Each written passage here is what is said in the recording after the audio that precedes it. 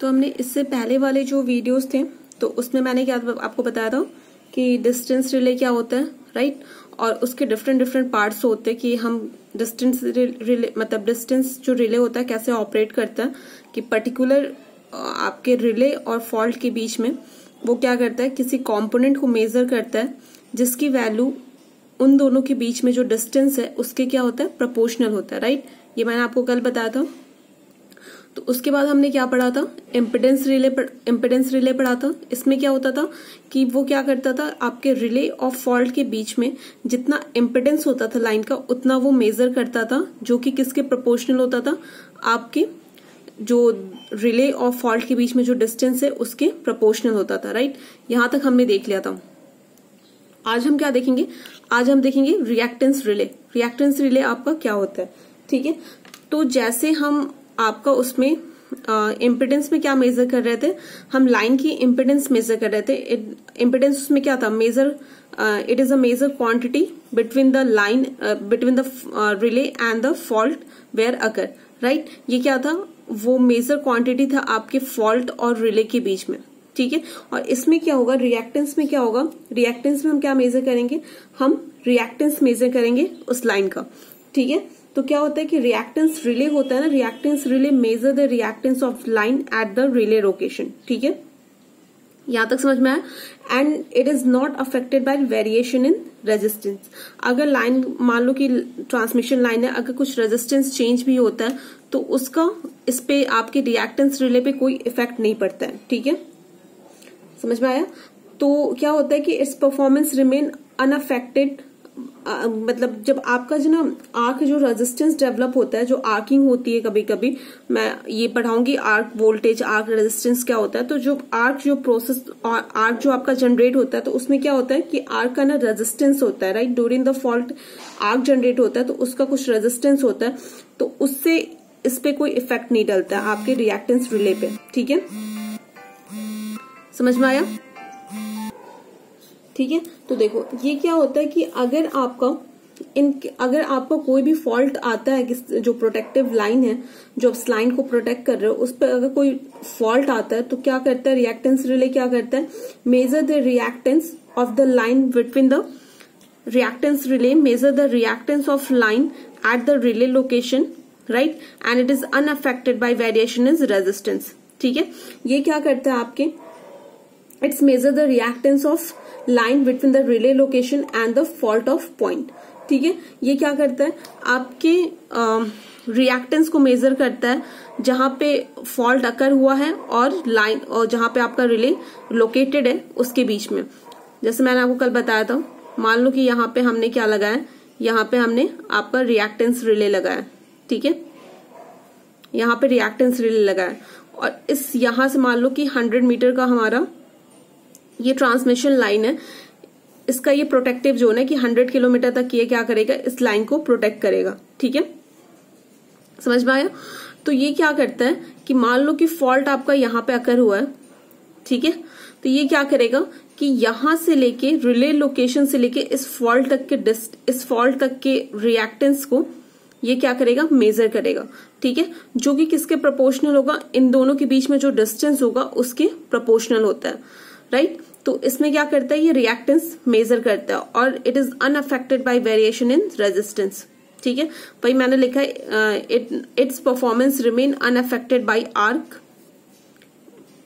Arc resistance during the occurrence of fault, ठीक है। In case of a fault on a protective line, the major reactance is the reactance of line between the relay location and the fault point. यहां तक clear है। अब देखो, जैसे हमने जिस इम्पिडेंस में हमने क्या किया था, एक पर्टिकुलर हमने सिचुएशन मतलब डिराइव की थी जिसमें अगर आपका जो इम्पिडेंस होगा लाइन का, when the impedance of line is less then के, पर्टिकुलर वैल्यू के, जो आपका रिच ऑफ प्रोटेक्टिव रिले था, अगर उससे कम होता है तो क्या होता था, हमारा रिले ऑपरेट करता था। दैट्स मीन कि आपका जो फॉल्ट है वो क्या है, आपके प्रोटेक्टिव एरिया में आया है, तो वो क्या करता था, प्रोटेक्ट करता था उसे, ठीक है। तो सिमिलरली हम क्या करेंगे, इसके लिए भी कुछ पैरामीटर हम डिफाइन करेंगे कि जिससे हम जान के, जिससे हम सेट करके हमें पता लग सके कि हाँ हमारा रिले इस पर्टिकुलर सिचुएशन में ऑपरेट होना चाहिए। ठीक है, तो जैसे उसमें हमने टॉर्क इक्वेशन के थ्रू निकाला था कंडीशन, इसमें भी हम क्या करेंगे, टॉर्क इक्वेशन के थ्रू हम एक कंडीशन, पर्टिकुलर कंडीशन निकालेंगे जहां से हमें पता चलेगा कि हमारा रिले ऑपरेट करेगा या फिर नहीं करेगा। ठीक है, तो देखो इसका भी जो आपका जो रिएक्टेंस रिले है उसका जो कैरेक्टरिस्टिक्स ड्रॉ करेंगे हम, कैसे करेंगे, तो इसके लिए भी हम क्या करेंगे, इम्पिडेंस में जैसे टॉर्क इक्वेशन लिखा था, इसके लिए भी हम क्या करेंगे, टॉर्क इक्वेशन लिखेंगे। ठीक है, तो आपका जो रिएक्टेंस रिले होता है हम कौन सा यूज करते हैं, इलेक्ट्रोमैग्नेटिक रिएक्टेंस रिले यूज करते हैं। ठीक है, इलेक्ट्रोमैग्नेटिक में मैंने आपको क्या बताया था, इंडक्शन कैप टाइप जो आपका रिले होता है वो हम क्या यूज करते हैं, reactance as a reactance relay use करते हैं। ठीक है, तो जो उसमें टॉर्क इक्वेशन होता है वो क्या होता है, T इक्वल्स टू K1I², ठीक है, minus K2VI cos 90 minus 5 minus K3। ठीक है, यहां तक समझ में आया। अब देखो ये क्या है आपका, तो देखो इसमें भी क्या होगा आपका, एक ऑपरेटिंग टॉर्क होगा, दूसरा रीस्ट्रेनिंग टॉर्क होगा। तो मैंने ऑपरेटिंग टॉर्क आपको क्या बताया था, किसके कारण प्रोड्यूस होता है, करंट के कारण, राइट। तो क्या होता है कि करंट क्या होता है, वो आपका ऑपरेटिंग टॉर्क प्रोड्यूस करता है। ठीक है, और जो रीस्ट्रेनिंग टॉर्क होता है ये आपका क्या हो जाएगा इसमें, दिस वन इज ऑपरेटिंग, ठीक है, और दिस वन इज रीस्ट्रेनिंग, राइट। देखो इसमें ये जो टर्म आया ना cos 90 माइनस 5, ये क्यों आ रहा है कि इसमें जो इंडक्शन टाइप आपका जो इंडक्शन कैप टाइप जो स्ट्रक्चर आपका रिले होता है उसमें क्या होता है, एक फेज एंगल एडजस्टमेंट सर्किट लगा होता है जो कि आपके वोल्टेज कॉइल के सीरीज में कनेक्टेड होता है। ठीक है, जिससे हम अपना फेज एंगल क्या कर सकते हैं, एडजस्ट कर सकते हैं। ठीक है, तो ये क्या होता है, उसके साथ कनेक्टेड होता है, इसके कारण ये क्या आपका cos 90 माइनस 5 वाला टर्म आता है। ठीक है, समझ में आया। तो इसमें क्या होता है कि जो आपका इसमें ये जो रिस्ट्रेनिंग टॉर्क होता है वो क्या होता है, K2VI cos 90 माइनस 5। ये क्यों आ रहा है, ये आपका फेज एंगल जो एडजस्टमेंट सर्किट होता है आपके कौन से किसके साथ कनेक्टेड होता है, वोल्टेज कॉइल के साथ सीरीज में कनेक्टेड होता है, जिस कारण ये वाला फैक्टर आपको मिल रहा है। ठीक है, तो देखो इस टर्म को हमने क्या लिखा, K1I² minus K2VI cos 90 minus 5 को क्या लिख सकते हैं, sign 5 minus K3। K1 K2 और K3 आपके क्या है, ये सारे कांस्टेंट है, जैसे मैंने आपको पहले ही बताया था। और इसमें जो K3 होता है किसके कारण आता है, ये आपका कंट्रोल जो स्प्रिंग होता है उसके कारण ये टॉर्क जो आपका जनरेट होता है कांस्टेंट। तो इसे हम क्या करते हैं, इसे हम नेग्लेक्ट कर देते हैं क्योंकि ये बहुत ज्यादा स्मॉल होता है as compare to this two quantities. ठीक है, तो हम क्या करते हैं, इसे नेग्लेक्ट कर देते हैं। तो जैसे ही आप नेग्लेक्ट करोगे तो क्या आपके पास बच जाएगा, K1I² माइनस K2VI sin 5। ठीक है, ये हम आपका क्या हो गया, this one is operating, right, और दिस वन इज आपका रीस्ट्रेनिंग। ठीक है, ये रीस्ट्रेनिंग टॉर्क हुआ, ये कौन सा टॉर्क हुआ, this one is operating torque. ठीक है, आपका रिले कब ऑपरेट करेगा, when your operating torque is greater than restraining torque. जब आपका ऑपरेटिंग टॉर्क रीस्ट्रेनिंग टॉर्क से बड़ा होगा तो ही आपका रिले क्या होगा, ऑपरेट करेगा। ठीक है, अब देखो K1I² is greater then K2VI sin 5।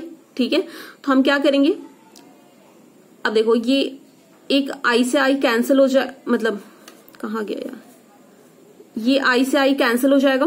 ठीक है, तो आप इसको क्या लिख सकते हो, VI sin 5, right, K1 upon is less then K1 upon K2। ठीक है, तो आप इससे क्या लिख सकते हो, V अपॉन I को क्या लिख सकते हो, Z। ठीक है, तो देखो इसमें क्या करना था, हमें रिएक्टेंस को मेजर करना था, राइट। तो क्या आ गया हमारा यहाँ पे फॉर्मूला आपका, यहां से क्या आ गया, Z sin 5 is less then K। ये आपका क्या होगा, प्रीसेट वैल्यू होगी। अगर आपका ये वैल्यू, ये क्वांटिटी आपकी एक पर्टिकुलर प्रीसेट वैल्यू से कम होती है तो आपका रिले क्या होगा, ऑपरेट करेगा। ठीक है, तो आप Z इंटू साइन 5 को क्या लिख सकते हो, आपका Z क्या होता है, R प्लस Jx, ठीक है। तो इसे आप क्या लिख सकते हो, x लेस देन k लिख सकते हो ना। ये रिएक्टेंस लिख सकते हो, रिएक्टेंस ये वाला तो पार्ट होता है, साइन वाला पार्ट, ठीक है। तो क्या लिख सकते हो, x is less then k, ठीक है। आपका रिले कब ऑपरेट करेगा, when the value of reactance is less then this value, जो आप वैल्यू सेट करोगे उससे अगर कम होगा तो आपका क्या होगा, रिले ऑपरेट करेगा। It will operate when the measured value of reactance is less then pre determined value of k, ठीक है। ये क्या होता है, it is a non directional relay, it will also operate for the negative value of reactance. ये क्या होता है, आपका नॉन डायरेक्शनल रिले होता है। डायरेक्शनल रिले क्या होता है, एक पर्टिकुलर डायरेक्शन में क्या होता है, रिले आपका ऑपरेट करता है, ठीक है। इसमें क्या होगा, ये अगर रिएक्टेंस की value negative, for the negative value of reactance it will operate, ठीक है। मतलब नेगेटिव वैल्यू ऑफ रिएक्टेंस का मतलब क्या है आपका, कि अगर fault is behind the relay location तो क्या होगा, रिवर्स डायरेक्शन में भी अगर फॉल्ट होगा, मान लो कि हमने यहां से यहां तक क्या किया, अगर यहाँ पे मान लो कि यहाँ पे आपका रिले लगा हुआ है, ठीक है, ये लाइन को प्रोटेक्ट किया, अगर इस साइड भी होगा ना तो आपका अगर मतलब क्या होगा, रिवर्स डायरेक्शन में भी होगा तो आपका क्या होगा, रिले ऑपरेट करेगा, ठीक है। समझ में आया यहाँ तक। तो ये आपका होता है रिएक्टेंस रिले। इसमें हम क्या करते हैं, रिएक्टेंस मेजर करते हैं, ठीक है। और when the value of reactance is less than the predetermined value of k, then the relay will operate, ठीक है। तो आपको बस इसमें इंट्रोडक्टरी पार्ट देखना था कि रिले मतलब रिएक्टेंस रिले मेनली होता क्या है।